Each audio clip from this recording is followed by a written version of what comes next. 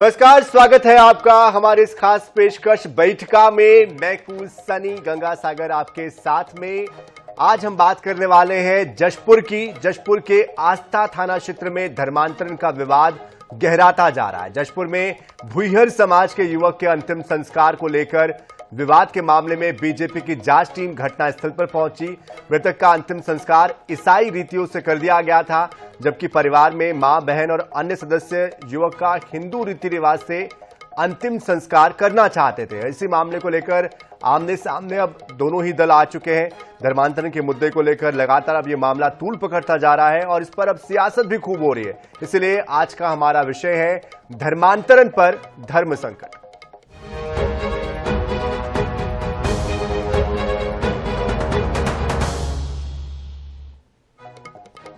तो मामला धर्मांतरण का है और जिस तरह से ये मामला सामने आया है, इसमें पुलिस से शिकायत की गई समाज की तरफ से और बताया गया कि राजेंद्र चोराट भुइहर समाज में जन्मा था, जिसकी मृत्यु हुई है। लेकिन मतांतरित युवती से विवाह के बाद राजेंद्र ने ईसाई धर्म अपना लिया था।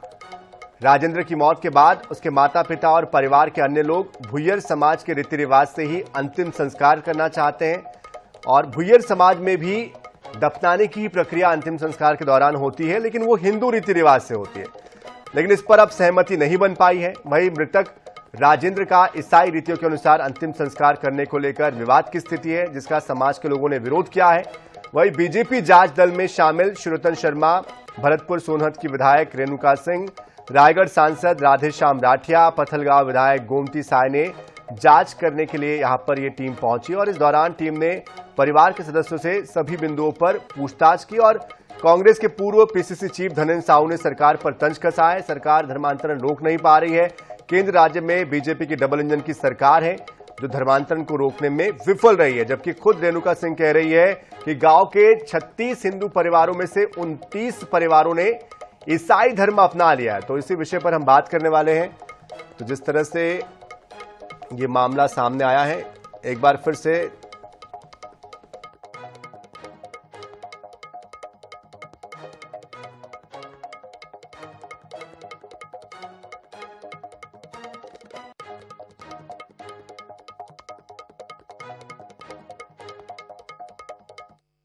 उन लोग मतलब सादरी है।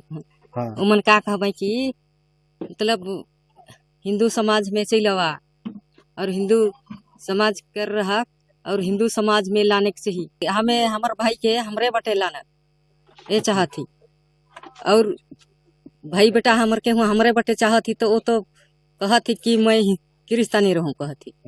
हाँ, तो हमें चाहिए कि हमर बटे लाना। 29 परिवार के लोग ईसाई धर्म स्वीकार कर चुके हैं, केवल 60 परिवार ही यहाँ पर हिंदू हैं।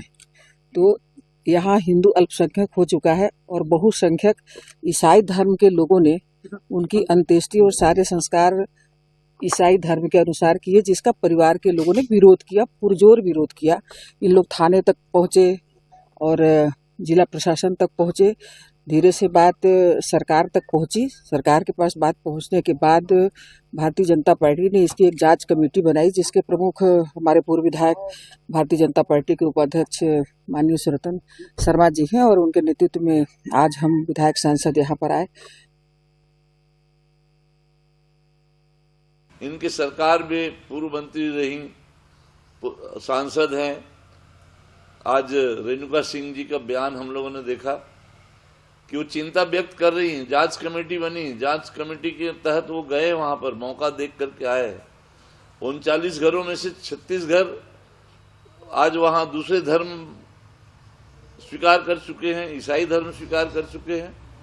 इस पर तत्काल राज्य सरकार को संज्ञान लेना चाहिए, अपनी गलतियां, अपनी कमजोरी स्वीकार करना चाहिए और भविष्य में इस तरह की घटनाएं ना हो, इसके लिए सरकार को सजगता के साथ में कार्य करने पर समाज को, हमारे अन्य और भी बहुसंख्यक समाज को भी विश्वास अर्जित उन्हें करना चाहिए।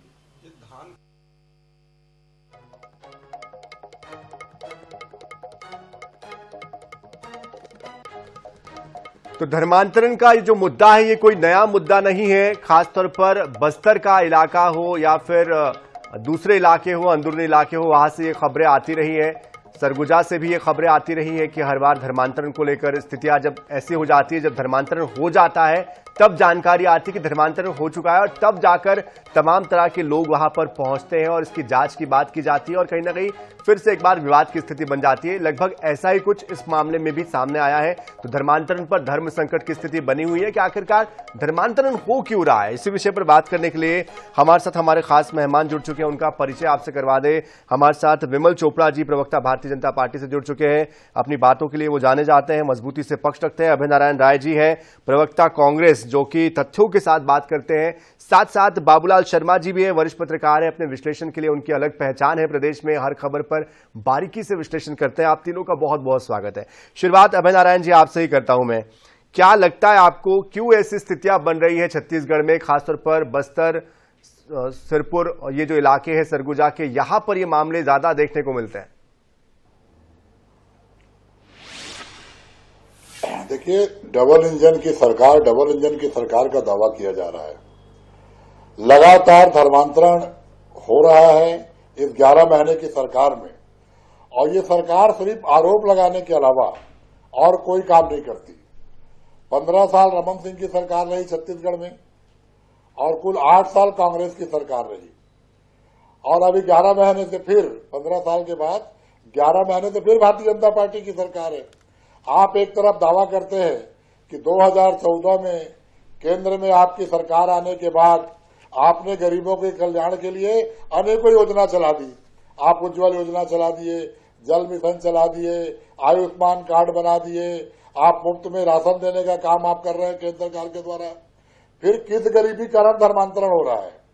फिर आज आपके पूर्व केंद्रीय मंत्री और वर्तमान की विधायक रेणुका सिंह ने किस गरीबी और भुखमरी की बात की है कि उसके कारण धर्मांतरण हो रहा है? सरकार तो केंद्र में 10 साल से आपकी है, आप लगातार गरीबी दूर करने की बात भी कर रहे हैं। तो ये सरकार धर्मांतरण को रोक नहीं पा रही है। दूसरी बात, धर्मांतरण के नाम पे अपनी राजनीति चलाना चाहते हैं। न ये बस्तर का विकास कर रहे हैं, न ये सरगुजा का विकास कर रहे हैं, न आदिवासी क्षेत्रों में कोई काम कर रहे हैं। 5 साल में भूपेश बघेल सरकार ने बस्तर के लिए, सरगुजा के लिए, पूरे छत्तीसगढ़ के लिए जो व्यक्तिपरक विकास का काम किया, जो योजनाएं चलाई, हमने धान खरीदी का नियम बनाया, धान खरीदा, सीधे किसान के खेत में पैसा गया।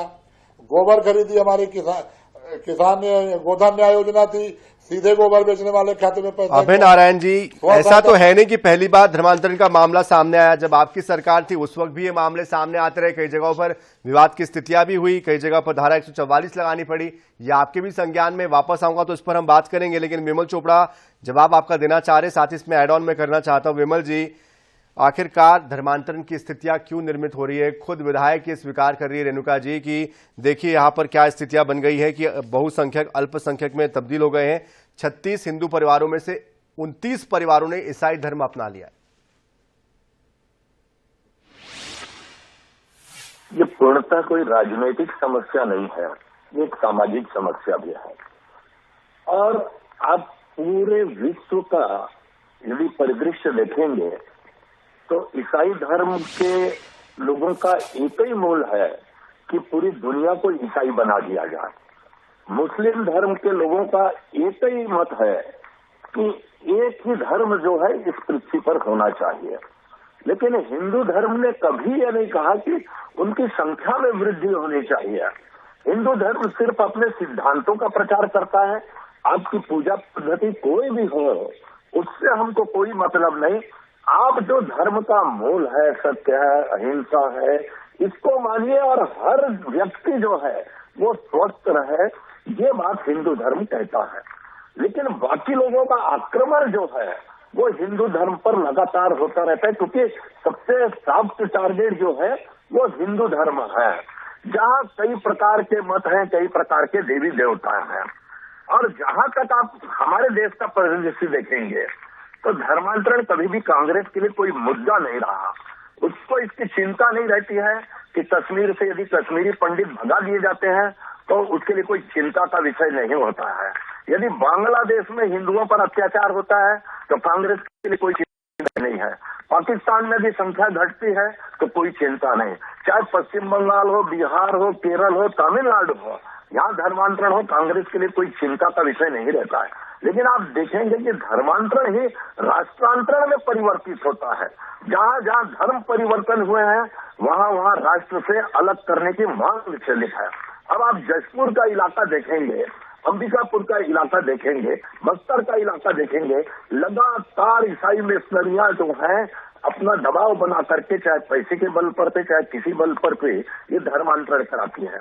इनकी चंगई सभा हो तो वो जो है एक प्रकार से धार्मिक आयोजन हो जाता है। लेकिन हमारा कोई बैगा गुड़िया जो है वो बेचारा झाड़ फूंक करता है तो वो जो है जादू टोना हो जाता है। ये इस प्रकार की स्थिति में कांग्रेस के लोगों को विचार करना चाहिए। ये कोई राजनीतिक मुद्दा नहीं है कि इस पे हम भाजपा और कांग्रेस के रूप में लड़े। ये देश हित का मुद्दा है, राष्ट्र हित का मुद्दा है।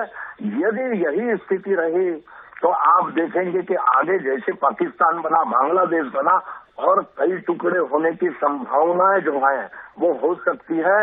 कश्मीर की जो स्थिति थी, धारा 370 खत्म होने के बाद जो है वहाँ एक प्रकार से लोगों को लग रहा है कि कश्मीर हमारे देश का अब अभिन्न अंग जो है। विमल चोपड़ा जी, बीच में आपको रोकना चाहता हूं मैं, लेकिन आपने मेरे सवाल का जवाब नहीं दिया कि ये स्थितियां निर्मित क्यों हुई है। दोबारा मैं आपके पास आऊंगा और दोबारा मैं यही सवाल पूछूंगा, क्योंकि खुद विधायक रेणुका सिंह जी कह रही है कि 36 हिंदू परिवारों में से 29 परिवारों ने ईसाई धर्म अपना लिया है, बहुसंख्यक अब अल्पसंख्यक हो चुके हैं। तो ये स्थितियां निर्मित क्यों हो रही है? क्योंकि आपकी ही सरकार, जो सवाल आपसे पूछा जाएगा। लेकिन चूंकि बाबूलाल जी बहुत देर से इंतजार कर रहे हैं, बाबूलाल जी, ये विषय कोई नया नहीं है आपके लिए भी और प्रदेश के लिए भी।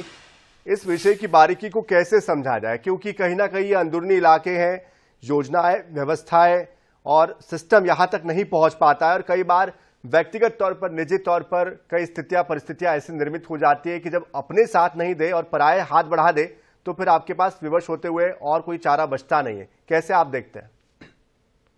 संविधान में स्पष्ट है कि मर्जी व सहमति से धर्म बदला जा सकता है, जोर जबरदस्ती से नहीं बदला जा सकता, वो गैर कानूनी होता है। ये तो स्पष्ट है, संविधान इसकी इजाजत देता है कि धर्म परिवर्तन अगर कोई व्यक्ति मर्जी और सहमति से करता है तो कर सकता है।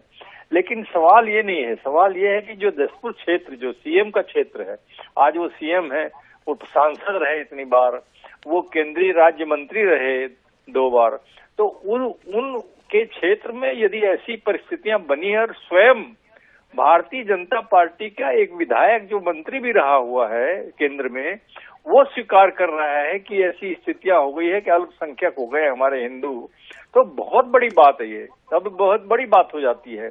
आप इसको समझिए कि अगर सीएम के क्षेत्र में ये स्थिति है तो निश्चित रूप से जो है मसला राजनीतिक भले ही ना हो, लेकिन राजनीतिक जागरूकता की कमी से ही यह स्थिति बनती है। धर्मांतरण होता रहा, आप राजनीति में काम करने वाले लोगों ने क्या किया, ये प्रश्न पैदा होता है। खुद स्वयं विष्णुदेव साय जी वहां सांसद और केंद्रीय राज्य मंत्री रहे, उन्होंने क्या किया इसके खिलाफ? देखिए, दिलीप सिंह जुदेव जरूर घर वापसी किया करते थे, लेकिन घर वापसी करने का काम वो जरूर करते थे, लेकिन उन्होंने धर्मांतरण रोकने के लिए कोई प्रयास जो है, ऐसी स्थिति कहीं देखने में नहीं आई। अभी तक ऐसी कोई स्थिति देखने में नहीं आई कि इस बारे में कोई बड़ा आंदोलन हुआ हो कि धर्मांतरण रोका जाए। वो मार काट, मार पीट और पकड़ धकड़ वाली बातें तो सुनने में आती है, लेकिन उसके लिए कोई सामाजिक जागरूकता का विषय यदि कोई लेकर के खड़ा हुआ हो, ऐसा सुनने में हमारे तो नहीं आया है। आपके सुनने में आया तो आप हमें बताएंगे। हिंदू परिवार जो है वो कुछ परिवार बचे हैं, 7 परिवार, और कुछ लोगों के दिल में जो है भावनाएं आ गई हैं कि हिंदू रीति रिवाज से जो है वो राजेंद्र चौराट का जो है अंतिम क्रिया की जाए। निश्चित रूप से भावनाएं नहीं खत्म होती हैं। आप धर्म बदल दीजिए, लेकिन आपकी हिंदू भावना तो आपके अंदर रहती है, वो कभी कभी जाग भी जाती है। तो आपको राजनीतिक रूप से जागरूकता जो है वो पैदा करनी चाहिए, ताकि लोगों के मन में ये बात बैठ जाए कि हमको हमारा धर्म नहीं छोड़ना, चाहे कोई भी लालच हो, कोई भी। बाबूलाल जी, इसमें मैं एक बात और जोड़ना चाह रहा हूँ। आपकी सारी बातें ठीक है, स्वीकार्य है कि भावना नहीं छोड़नी चाहिए, लेकिन ये स्थितियां क्यों निर्मित होती है, इस संदर्भ में क्यों नहीं बात की जाती है? क्योंकि देखिए, अगर कोई धर्म परिवर्तित कर रहा है, जाहिर सी बात है कि बहुत बड़ी कोई इसके पीछे मजबूरी या कोई कारण रहा होगा। यहां पर एक बात और भी कहती है रेणुका जी कहती है कि ईसाई लड़कियां हिंदू लड़कों से शादी का दबाव बनाती है और उसके बाद धर्म परिवर्तन के लिए उन पर दबाव बनाया जाता है। इसके अलावा और ऐसे कई कारण हैं जिसकी वजह से धर्म परिवर्तन होता है। कई बार आर्थिक स्थिति एक बड़ी कारण है, कई बार बीमारी एक कारण है। इस पर क्यों नहीं फोकस होता? और सरकारों की जो योजनाएं हैं वो उन तक नहीं पहुंच पाती। मैं ऐसा कारण मानता हूं कि कहीं ना कहीं जो उनमें कमियां हैं। मैंने कह दिया ना, राजनीतिक जागरूकता की कुछ कमी महसूस कर रहा हूं मैं। अगर राजनीतिक जागरूकता होती तो ऐसी परिस्थितियां निर्मित नहीं हो पाती, उसमें अड़चने पैदा होती। कहीं ना कहीं कुछ कमी रही है। और गरीबी सबसे बड़ा कारण है।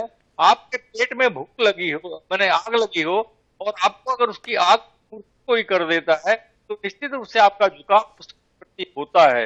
वैसी स्थिति जो है ईसाई धर्म के लोग करते हैं, वो उनकी पूर्ति करते हैं। जो उनकी कमी होती है उसकी पूर्ति करते हैं, भावना से उनको अपने प्रति आकर्षित करते हैं। चंगाई सभा जो ने विमल ने बताया, चंगाई सभा के भावनाएं भड़काते हैं। स्थितियां जो है निश्चित रूप से जो है बनती है। बिल्कुल जाहिर सी बात है, तमाम परिस्थितियां भी जाहिर तौर पर इसका एक महत्वपूर्ण और प्रमुख कारण है। लेकिन अभय नारायण जी, आपके समय में भी ये बातें होती रही है। कांग्रेस की तरफ से क्या प्रयास इसके लिए सरकार में रहते हुए और सरकार के बाद जब अब आप विपक्ष में हैं तो किए गए हैं कि इस तरह की चीजें ना हो? क्या जागरूकता फैलाई जा रही है? किस तरह से जमीनी स्तर पर आपके कार्यकर्ता नेता काम कर रहे हैं? क्योंकि कहीं ना कहीं हम देखते हैं कि चाहे सत्ता पक्ष हो या विपक्ष हो, जब वो विपक्ष में होते हैं इस मुद्दे को बहुत ज्यादा उठाते हैं, बात करते हैं, लेकिन उसके बाद इस पर कोई ध्यान नहीं दिया जाता और ये जो सिलसिला होता है धर्मांतरण का चलता रहता है। गंगा सागर जी, आज की डिबेट की अच्छी बात रही कि विमल चोपड़ा जी ने बहुत अच्छा पॉइंट उठाया कि ये राजनीतिक समस्या नहीं, सामाजिक समस्या है। बिल्कुल। और बाबूलाल भैया ने कहा कि आर्थिक समस्या भी है। तो ये सामाजिक और आर्थिक इन दोनों बातों पर राजनीतिक जागरूकता हो। इतने दिन से हमारे बस्तर के नेता थे बलीराम कश्यप जी, मैं भारतीय जनता पार्टी के नेताओं का ही नाम ले रहा हूं। कांग्रेस में तो अरविंद नेताम रहे, मनकू राम सोडी रहे, आज भी हमारे महेंद्र कर्मा जी रहे, आज भी लकमा जी हैं। लेकिन भारतीय जनता पार्टी के बहुत बड़े नेता रहे बलीराम कश्यप जी। स्वयं रेणुका सिंह केंद्रीय मंत्री रही, स्वयं आज के वर्तमान मुख्यमंत्री केंद्रीय मंत्री रहे, और दिलीप सिंह जुदेव बड़ा नाम थे। उसके बाद अगर धर्मांतरण हो रहा है और ऐसे गांव हैं जहां 90% क्रिश्चियन हो गए और 10% केवल हमारे मूल आदिवासी बचे हैं, तो ये चिंता का विषय समाज स्तर पर सामाजिक नेताओं को करना चाहिए, जागरूकता लानी चाहिए और राजनीतिक दल बैठकर इसके लिए बात करें। भारतीय जनता पार्टी एक धर्मांतरित व्यक्ति को विधायक का टिकट देती है, उसको विधायक बनाती है और धर्मांतरण के खिलाफ लगातार बात करती है। केंद्र में सरकार है, कोई कानून नहीं बना है। राज्य में आपकी सरकार है, कोई कानून नहीं बना है। केवल आप बात कर रहे हैं, केवल आपको बयान देने का समय आएगा तो आप बयान देंगे। और बहुत बहुत खराब हालत आज की तारीख में है। छोटा मोटा मणिपुर बनने जा रहा है, जसपुर और बस्तर। वही तो सवाल है मेरा अभय नारायण जी कि आपकी तरफ से, कांग्रेस की तरफ से क्या प्रयास हो रहे हैं? कांग्रेस इस दिशा में क्या कदम उठा रही है? कैसे इसको रोका जाए, जागरूकता लाई जाए, कानून के बारे में समझ पैदा की जाए, आर्थिक तौर पर, सामाजिक तौर पर कैसे ये जो पिछड़े लोग हैं ये उनका उन्नयन हो? क्या कर रहे हैं आप? क्योंकि प्रबल प्रताप जुदेव की खबरें हम पढ़ते हैं, कुछ महीने पहले उन्होंने एक मुहिम भी छेड़ी थी जिसमें घर वापसी को लेकर कई लोगों को उन्होंने वापस अपने धर्म में वापसी कराई थी। प्रबल प्रताप जुदेव हो या कोई भाजपा के नेता जो घर वापसी की बात करते हैं, वो विधायक की टिकट चाहते हैं और विधायक बनना चाहते हैं। उस लाइन पे जो काम दिलीप सिंह जुदेव जी कर रहे थे, उस लाइन पे अब कोई काम नहीं कर रहा है। सारे वो लोग हैं जिनको आदिवासियों के अलावा हिंदू वोट भी चाहिए, वो इन बातों को उठाकर विधायक बनने की राह आसान करते हैं। मूल विषय है जो बाबूलाल भैया ने कहा कि हम आर्थिक रूप से सक्षम बनाएं, और कांग्रेस की भूपेश बघेल सरकार ने यही काम किया। 4-5 वनोपज से हम 52 वनोपज तक गए, 62 वनोपज तक गए, जिनको एमएसपी पर खरीदा, व्यक्तिपरक विकास किया, आदिवासियों की जमीन वापस कराई। तो उसका परिणाम रहा कि 5 साल में धर्मांतरण भी शिकायतें नहीं आई और नक्सली घटनाओं की शिकायतें नहीं आती थी। तो अगर आप आदिवासियों को जन जंगल जमीन पर काम करने देंगे, उनका हक प्रदान करेंगे, आर्थिक रूप से जितनी योजनाएं हैं, आप ढोल पीटते हैं कि हम मुफ्त में 5 किलो राशन दे रहे हैं, हमने आयुष्मान योजना दे दिया, हमने प्रधानमंत्री आवास दे दिया। कहाँ है सरगुजा में, कहाँ है बस्तर में, क्या कारण है? और अब तो धर्मांतरण मैदानी इलाके में आ गया है। अब तो देवांगन साहू समाज जो पढ़ा लिखा समाज से डिप्टी कलेक्टर और तहसीलदार लोग धर्मांतरित हो रहे हैं। आज तो ये चिंता का विषय है और मैं विमल भैया से सहमत हूं कि सामाजिक स्तर पर इसका निराकरण करने के लिए आगे आना चाहिए। लेकिन अभय नारायण जी, आपने एक बात का जवाब अब तक नहीं दिया कि आपकी तरफ से, आपकी पार्टी की तरफ से क्या प्रयास हो रहे हैं, क्या कोशिशें हो रही है। बार बार मैंने पूछा ये सवाल, लेकिन कहीं ना कहीं वो जवाब आप अब तक दे नहीं पाए हैं मुझे। लेकिन विमल चोपड़ा जी, आपकी ही विधायक आपकी ही सरकार को सीधे चुनौती दे रही है और वो साफ कह रही है कि जो आंकड़ा है गांव में लोगों का, उसमें से जितने लोग हुए हैं 36 में से 29 परिवार ईसाई धर्म अपना चुके हैं। और सरकार एक तरफ आदिवासी गौरव दिवस मनाती है, कई तरह की योजनाओं की बात करती है। जब सब कुछ अच्छा है तो फिर ये स्थितियां निर्मित क्यों हो रही है? कहां पर वो लूप होल से कमी कहां रह गई है?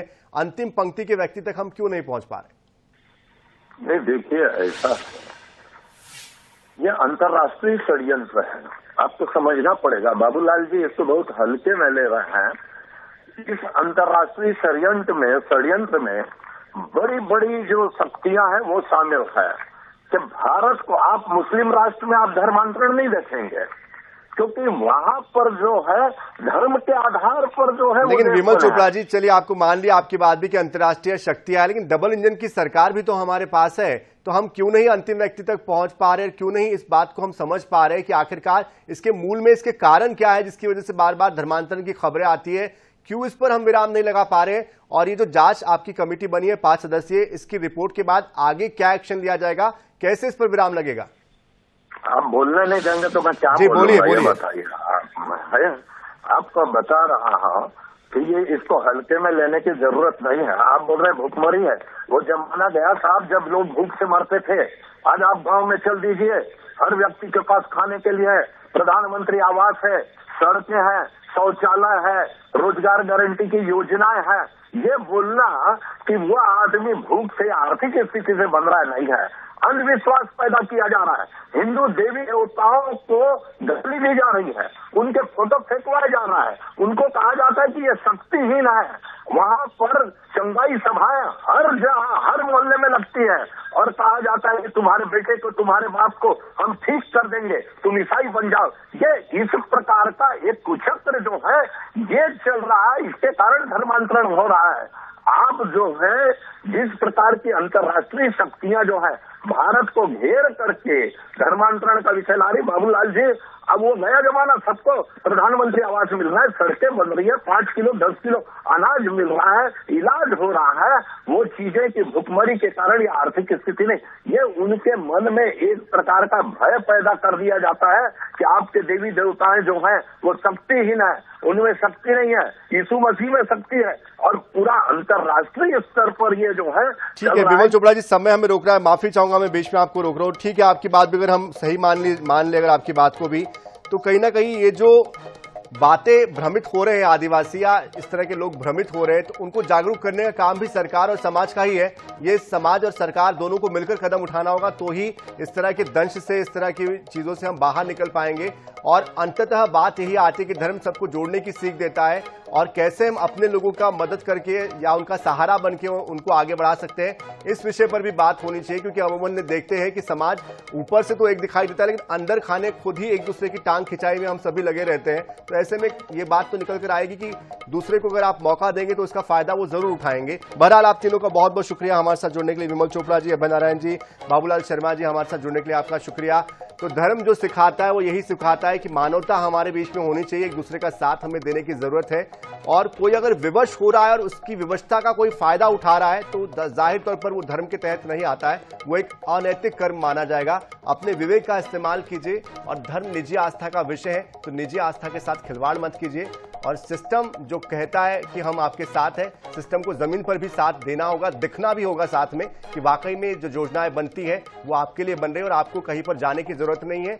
आप जिस रूप में हैं उसी रूप में इस योजनाओं को स्वीकार कीजिए, कहीं और किसी और समाज में या किसी धर्म में परिवर्तित होने की कोई जरूरत नहीं है। बहरहाल इस खास पेशकश में इतना ही। ताजा खबरों के लिए, अपडेट्स के लिए आप बने रहिए INS 24/7 के साथ। नमस्कार।